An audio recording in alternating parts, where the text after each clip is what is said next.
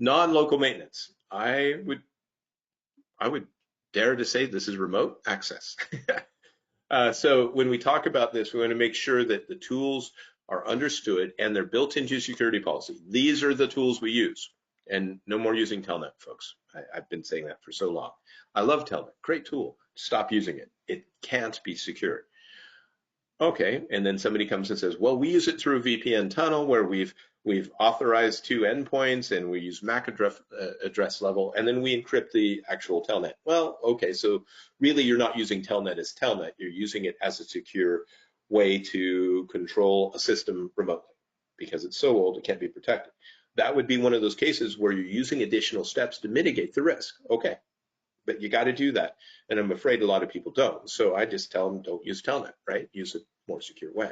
Keep records of non-local maintenance activities. So when somebody's going to remote in, make sure you've documented that and it's automatically done.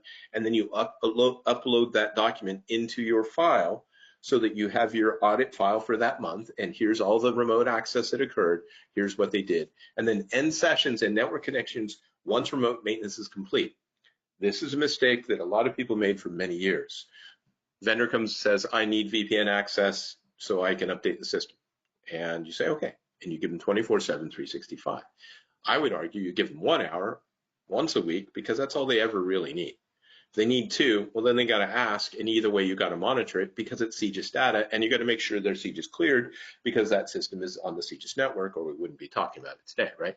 So all of those things have to be included. You can do it on the other networks too, but for CJIS, this is a new requirement. Maintenance personnel. So agencies must establish a policy. So you have to have a process that these are the people who are allowed in for maintenance, et cetera.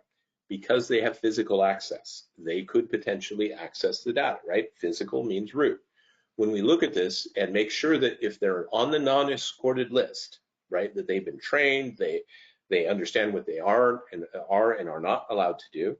And if they're not, then we escort them. We have to watch them. You have to babysit them and make sure they're not doing anything bad and document when they were there, who babysat them, et cetera, so you can prove this was done right. And a lot of that's in this process. Assign knowledgeable personnel through that process, make sure they're trained.